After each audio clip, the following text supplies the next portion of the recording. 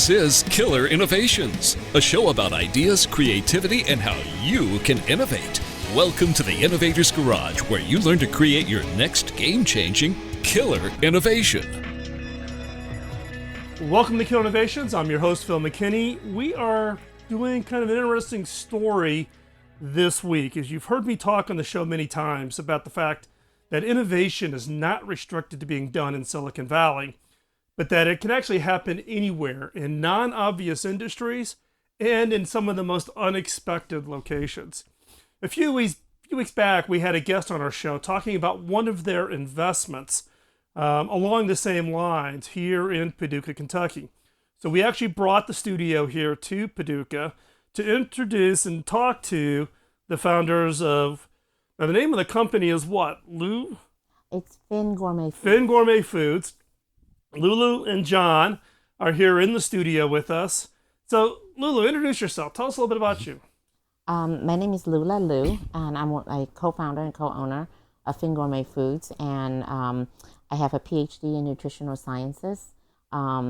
Before, I specialized in chronic diseases and nutrition with a focus on lipid metabolism, and I was doing research looking at health disparity in minority population, and have always been intrigued about how do you engage with populations that are isolated from mainstream, either due to geography or language or socioeconomic status. And that was sort of our impetus introduction into doing the carp. So now my whole passion and life is surrounding and dealing with carp. And I feel that this has been an incredible journey for me to really be able to do what I've always wanted, which was to be able to work with populations that are isolated.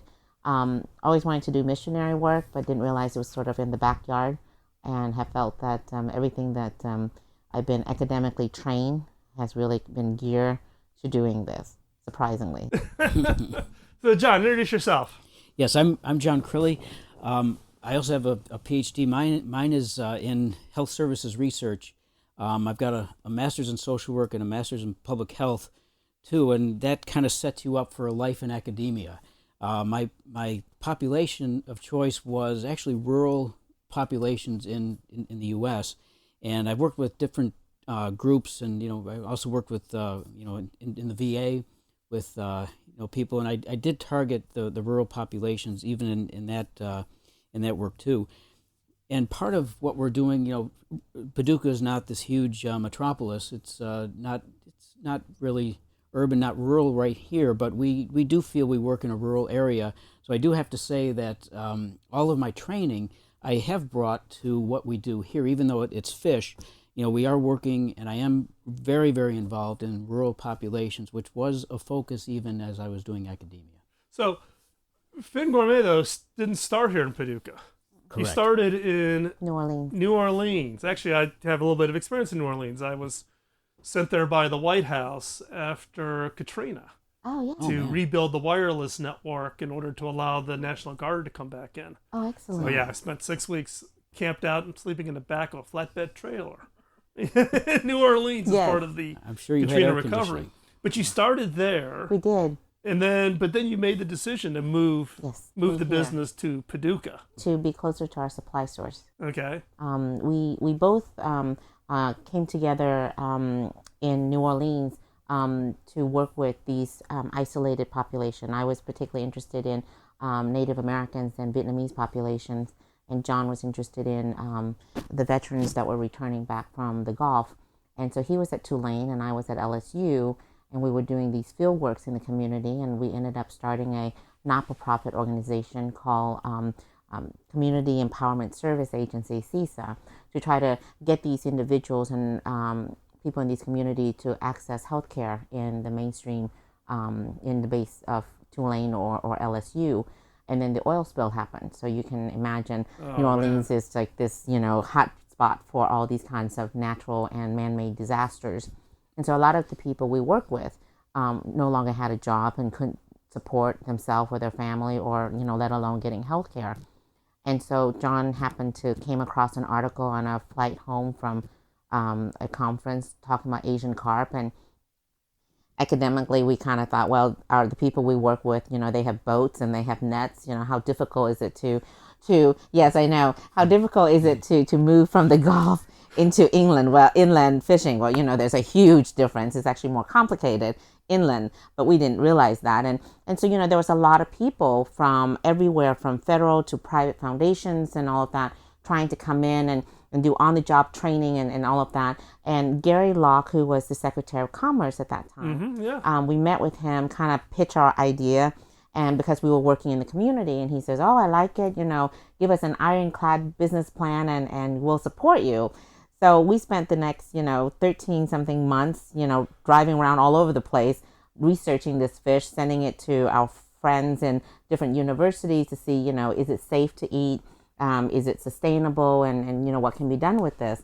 And by the time we had this 120-page ironclad business plan, nobody wanted it. Everybody was waiting for their oil spill check, and couldn't be seen, working or having another option to making a living. So we sort of crazy said, well, we put this much work in. Does it really work? So next thing you know, we're doing 12 hours at the university and then spending the next, 12 hours at night at a shrimp processor in Chauvin, trying to cut these fish and trying to figure out the secrets to making boneless fillets from it and how to market this. And we got it. And then we try to give it away to these various communities that we work with. No one wanted it because they, again, couldn't be seen, having an alternative to what they were doing for the check from BP. So next thing you know, we're doing this out of our kitchen, and we got our first sale, and then we realized that we can work with people who needed second chance or different opportunities. So we started with a halfway house that was working with women who were migrant workers who were from domestic violent situations, and we got hooked.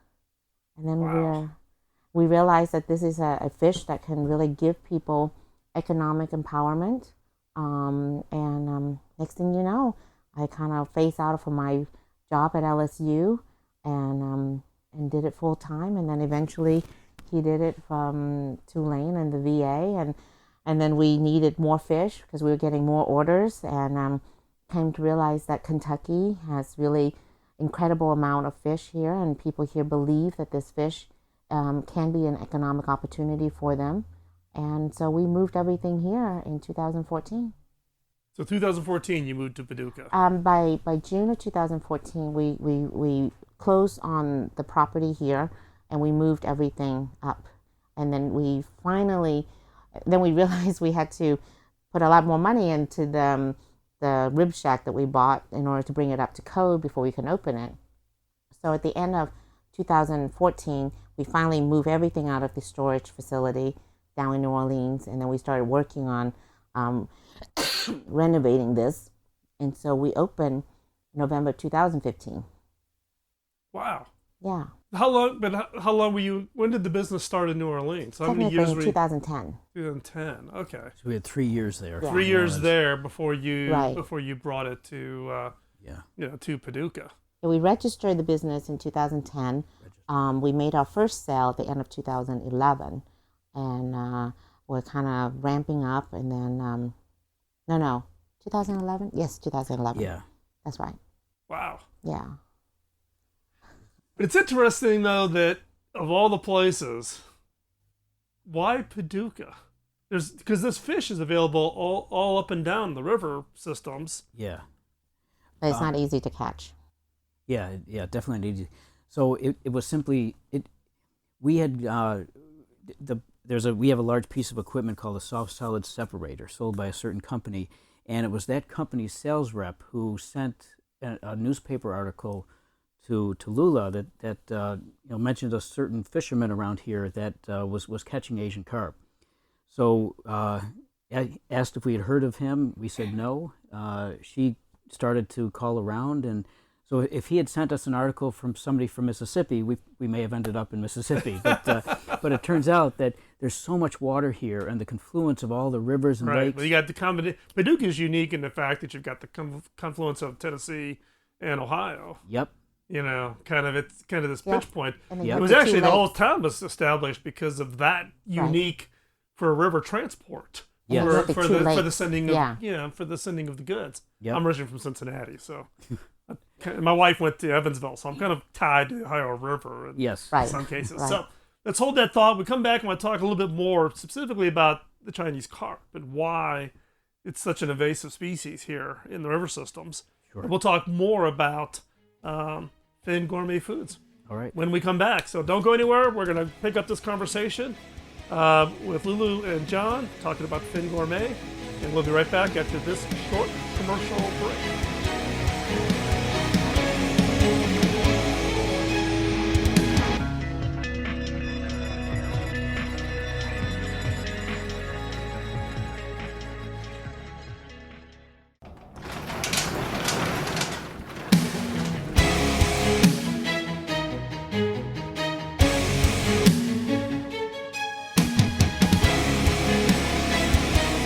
This is Killer Innovations, a show about ideas, creativity, and how you can innovate. Welcome to the Innovator's Garage, where you learn to create your next game-changing killer innovation. Welcome back. But before we hop into this segment, I need to do a quick shout out to one of our sponsors, which is Zoom. Zoom is the technology that allows me to stay on the road and stay connected with my team scattered out all over the world. If you haven't tried it, check it out. It allows for both video and audio collaboration, which you would expect, but also its ability to do screen sharing and its ability to do whiteboarding to allow teams to innovate and collaborate no matter where they are is a critical tool that I use each and every day. Check it out. Hop on over to killerinnovations.com/Zoom. You'll get your free account. It'll allow you to collaborate with up to 50. That's right, 50 people. Check it out and let me know what you think. And drop me a note if you are using Zoom. Love to hear how you're using it. Just drop me a note over at phil@killerinnovations.com. So let's pick up our conversation with Lulu and John around Finn Gourmet Foods. Now, the Chinese carp, right? It's many people here in the United States would view that as an invasive species, right? Yes. Proliferates pretty quickly, and these things grow to be pretty good. And I've seen pictures of them kind of doing the jumping out of the water thing. What's the history on this on Chinese carp and the invasiveness here in the United States? Well, so there's 4 Asian carp, but the one that we see the most of is the silver. So there's the silver, the big head, the black, and one more, the grass. All of those are in the waters, in the Mississippi. But the silver is by far the most prolific, and it actually has pushed out the big head. The silver was bred in China to grow rapidly, to propagate often, as a cheap source of protein. And they are harvested several times a year, and they're harvested at about a foot long, which is maybe 6 or 8 months. And so it's a constant source of protein. They're all farmed over in China. There are none in any of the rivers there. So they were meant to grow really fast and then to be harvested. Because they eat only plankton, they were brought over as an experiment to the fish farms, the catfish farms in the Mississippi. So we brought them in as part of, to put them Yes. into the catfish ponds to eat up Exactly. the plankton in the ponds. Yes. For us thing. And of course, Mississippi catfish farms are always many are near the Mississippi River, and all it takes is one flood to bring the fish into the ecosystem, and they're pretty much they're gone. So because they propagate so frequently, and they have they lay so many eggs throughout the year, and they grow so rapidly, they soon outgrow many predators. So they grow so quickly, and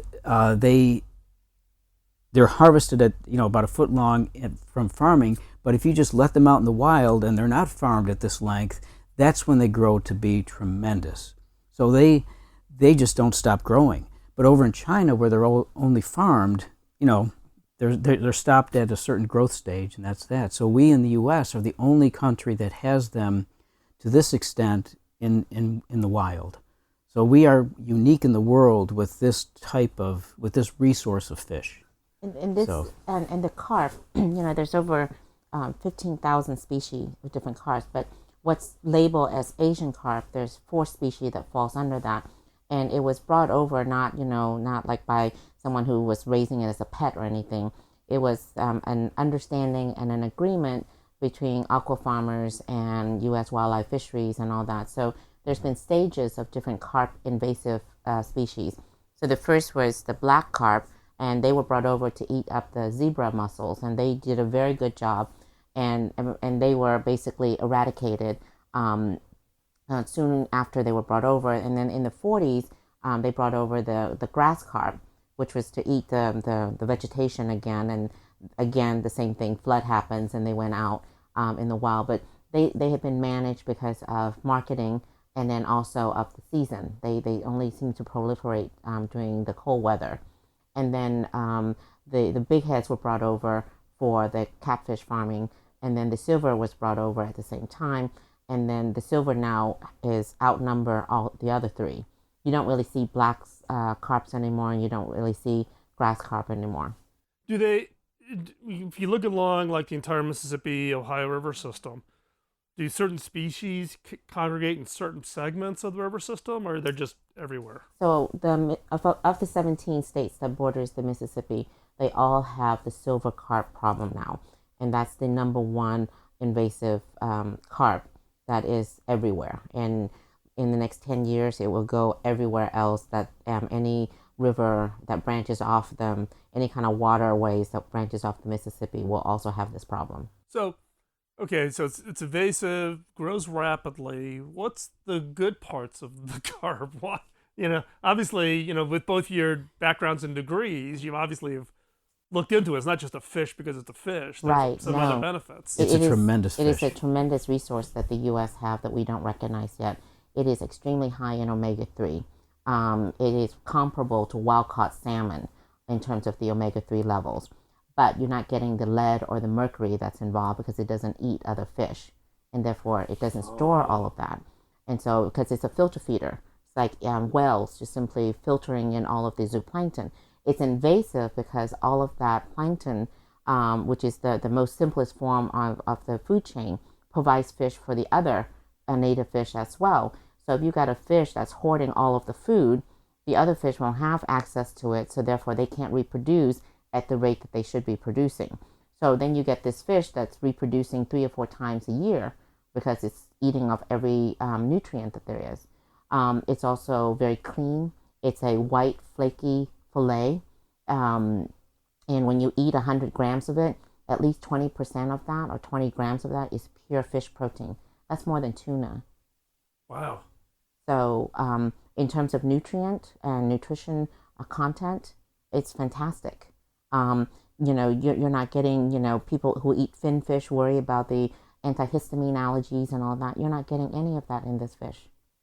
So, and it's, you can catch it it can be traceable. What we do, you would know down to the person who packed and processed that fillet for you, what day it was brought in, who the harvester was. You're not going to get that kind of traceability anywhere. And if you want to know what the waterways was like, we could always call up wildlife fishery and the different agencies around here to let you know. So, it's just an incredible resource we have. Yeah, and it's interesting because the whole traceability of the food chain is becoming increasingly important, particularly with people's food allergies and secondary effects of certain food types from depending on 2 different sources of those allergies.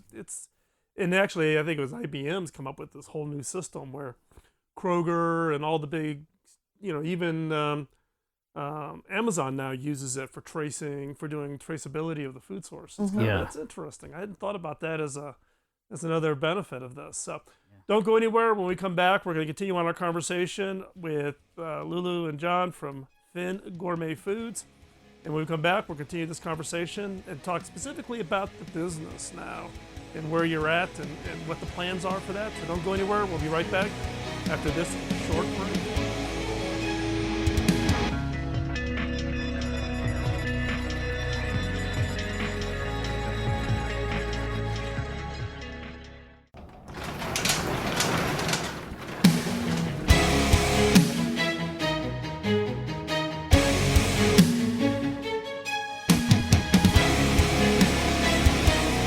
This is Killer Innovations, a show about ideas, creativity, and how you can innovate. Welcome to the Innovator's Garage, where you learn to create your next game-changing killer innovation. Welcome back. Before we hop into this segment, need to do another shout out to one of our other sponsors, which is HP. And I know you're all going to sit there and your eyes are rolling saying, hold on, Phil, you used to work for HP. And that is the case. But about a year ago, HP approached to become a sponsor for the show and to support the two nonprofits that we fund from the show, which is Hacking Autism and then Pioneer Education. So HP, through its sponsorship, is actually helping to fund the nonprofits, and we greatly appreciate that. HP also provides all the gear in the studio, both the main studio in Colorado and now the mobile studio here we are on the road. So thanks again to HP for that support. If you want to see the equipment and gear that we are using in the studio, hop on over to killerinnovations.com/HP, and there's a list of everything we have installed and how we are using it. And coming up here soon, we'll do a full video shoot once the mobile studio is completely done and up and running, so that you can see how we're using all that equipment. So, Lulu and John, let's continue on the conversation. So now you've got Finn Gourmet Foods. You've located here to Paducah. So talk about the business. You have to literally almost have to build your supply chain. Now, what do you source your fish from? We definitely here in Kentucky, we work with some different fishermen that bring us fish here. But what we've learned over the past few months especially is that weather can affect the entire region, and it can close down all the fishermen at the same time, and there's nothing you can do about it. So then your supply is down, and if that weather extends for any amount of time, it has a big impact on the business. So we really started, on that premise, we had fishermen down in Louisiana originally. So we started from Louisiana, working our way up the river, past Kentucky to Iowa, to look for specific fishing families. Now, there's a lot of commercial fishermen, and they mainly catch buffalo and catfish and often have their own markets where they sell them. But everybody catches carp as part of the catch only because there's so many of them they can't avoid them.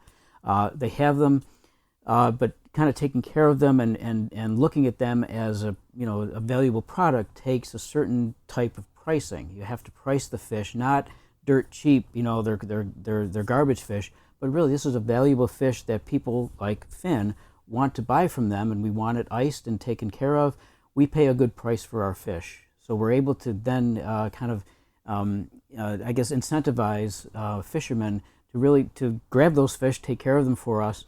So our supply chain now is in its infancy, is one or both of us going up and down the river collecting fish from certain fishermen, bringing it back to Kentucky, and then we do take our scrap and go back down to Mississippi where we sell it to a rendering company, and then pick up more fish and come back. So we have this kind of route that we now do: Kentucky, Arkansas, Mississippi, and back up, so we do that once or twice a week. That's how we get our fish. That's a lot of driving. That's a lot of driving, yes. A little bit of driving. These are families that have been fishing the Mississippi or its estuaries for multi-generations. And they see the change. They were getting a lot of buffaloes or catfish. Now they're getting more carps into their nets or their lines, by accident. And it's important for them, to be able to continue doing what they love and be able to make a living out of them. And there are other carp processors in the space, and a lot of them are Chinese investment behind that. Mm-hmm. And they don't, they really kind of knock the price down. First they start at 10 cents, then they go down to 8 cents, and they try to, tell the fishermen how to fish in their waterways. And these are free-spirited individuals, and you have to understand the culture. Right. So a lot of it for us is relationship building. You have to, for most of the time, two academicians, are not really welcome in a lot of these small town pockets of individuals. But we earn people's trust. We show that we show up, we pay for it, and we pay very good price, fair market price, actually comparable to their other fish, to give them an understanding that this is something that's valuable. This is something in the future, as we grow together as a supplier and as a buyer, we can really make a living out of this. And they see that. They we send them article clippings of restaurant reviews and such, so that they really can understand this, and their children can understand this. So, most of in fact, I think all of our fishing families that we work with, the grandfather's involved, the dad's involved, the children, that the next generation is involved. And so they get very excited when we come around. They kind of beginning kind of scratch their head about eating carp, and then they see an article where, Sarah is going to be invited to the James Beard house to cook carp, or they see that people are eating it, as tacos and grilling it, and they're just really amazed and they get excited. So, whereas they start out fishing, maybe pulling only 1,000 pounds for us, now they're doing 5,000 pounds for us, and they get excited. It is an economic opportunity at the end of the day for us. And this is a tool that is going to help us with these different communities.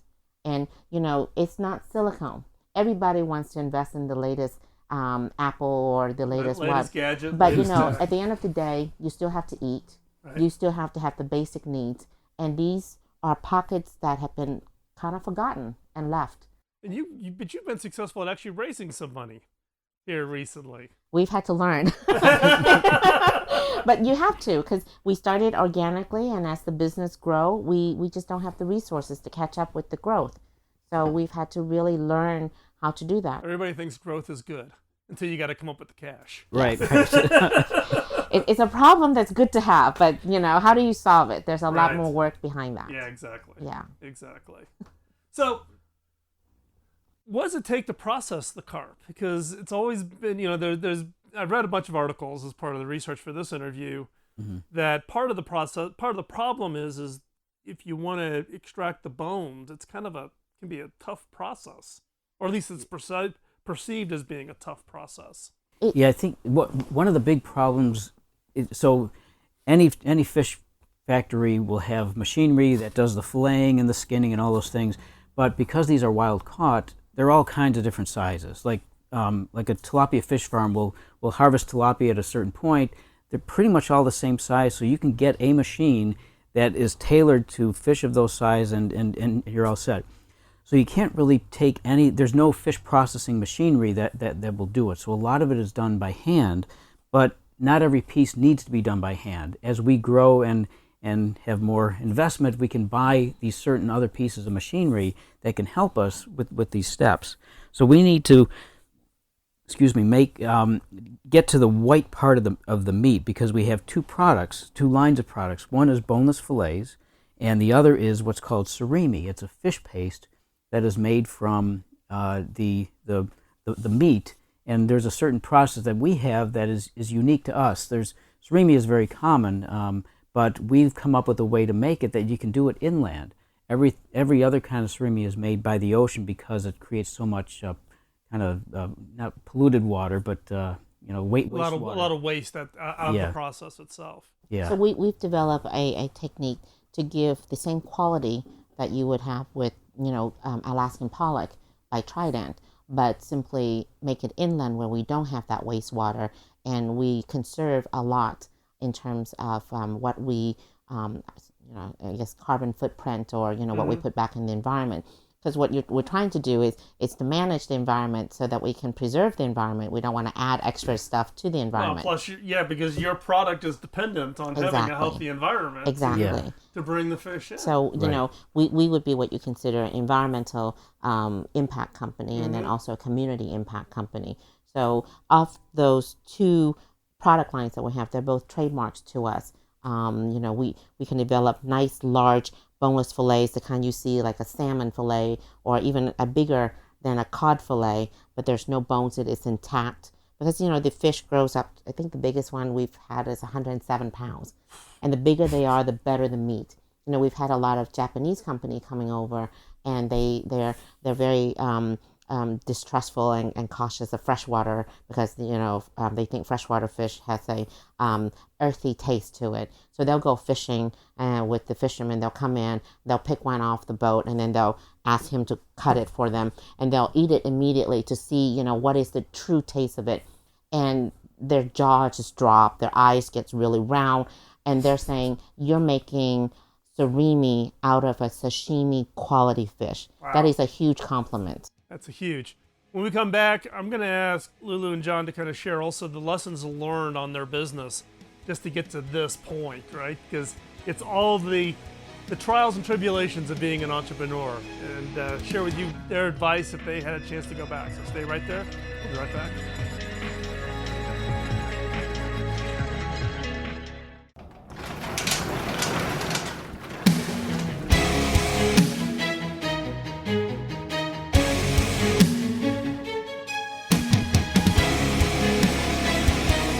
This is Killer Innovations, a show about ideas, creativity, and how you can innovate. Welcome to the Innovator's Garage, where you learn to create your next game-changing killer innovation. Welcome back. We're continuing our conversation with Lulu and John from Finn Gourmet Foods here in Paducah, Kentucky. You guys have now been in business. You started in New Orleans. You relocated to Paducah. If you had a chance to kind of go back and give yourself advice back when you were doing your original 100-page business plan, what advice would you give yourself now that you've got that kind of lessons learned and the experience under your belt? Go for it, John. All right, so if we knew how hard it was, we would have said, let's not do this at all. No, we would have said, oh, we will make it not hard at all. Right, That's what we would have said. I'm just kidding, actually. It's extremely hard work. So coming into it, I remember one time, just kind of, the first really, really hard day that we had, thinking, man, I don't want to do this again tomorrow, but we had to. And then the next day and the next day. So it's kind of learning that this different type of grind.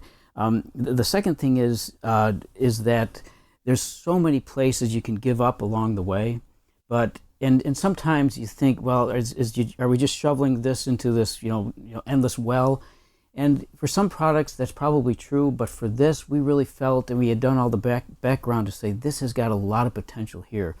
So it's just really being creative about, in those very, very difficult times when your option is to close down or to just keep on going because tomorrow's going to be a little bit better, you just keep on going because it will pay off in the end. It's a perseverance. It's a perseverance thing, yes. Have faith. Whether it's in a spiritual, religious being, or have faith in the close friends and partners that have gotten you through. Have faith that tomorrow is going to be a better day. You have to have faith, otherwise you will go crazy. And do something. Yes, the money, yes, we're for-profit and ultimately we want to have a comfortable living. But if you know that you're doing something else to help somebody else, providing them jobs or providing them just to hope that they can, learn from their mistakes and move forward, it helps to add to your faith at the end of the day when you just feel like you've been beaten and you have no other strength to get up, because you will find strength in places that you don't know that exist. And don't take advices from the experts. Don't. You trust in what you know about what you have done that day, what you have put in terms of blood, sweat. You can have an economic advisor coming and say, well, you need to do this and that, but they've never slaughtered fish. They've never, been in deep high with maggots and, figuring out how to, get it to the landfill because you have no money to pay for someone to do it. Take it with a grain of salt, but know your stuff. Do the homework and have faith that what you do is going to be better the next day. You may not see it that day because you're so tired, but I can't say enough, our faith has gotten us through many periods in which we're thinking, oh my gosh, we're going to have to shut down. We've got 13 people who depend on us and their family. What are we going to do? And then the next day, a customer finally comes through with an order, or an investor finally comes through. There's a break in it, and we just realize this was meant to be. It's faith. You just have to have faith, and I'm reminded of different biblical stories, and my mother and I escaped Vietnam, and I think if she didn't have faith, we wouldn't be here. And so I have faith that this is, and we feel in our soul, and our families kind of don't understand why we've left what we've been trained to do, but we realize that this is something that we've always been meant to do, and all of our education and work experience have led us to this point to do this, because this fish is like the bread and the loaf. There's just immense amount of it, but you just have to understand it and accept it as a blessing and do something with it that's going to be profoundly important. Wow. Have faith. Wow. Have faith. I think one thing, just to kind of build on a point, in the beginning, there's a lot of people who want to help, and they sort of transition into these advisors, and you get a lot of pressure to do. People have MBAs, they've done business, they've done investment, they all know these things. So we haven't. So we sort of, the places where we've gotten hung up is when we've really tried to do what everybody's suggesting that we do instead of following our own gut instincts. Yeah. And the places where we've just kind of taken off, like with, Lanchi developing the surimi and, me, the boneless fillet parts, it was just, getting rid of all that noise and just saying, we are going to do it this way. And so we've struggled throughout our existence to kind of Hear our own voice. Yeah, to follow our own voice. Yeah, I think this is a very good point about the advisor piece, right? Like I'm in the innovation game. There's 100,000 innovation experts, and then you ask them how many innovations have they actually done, and it ends up being zero, right? They've got a degree, they've got whatever, but they haven't lived it day in and day out from the standpoint of up to your in some cases entrepreneurs aren't willing sometimes to just trust their gut.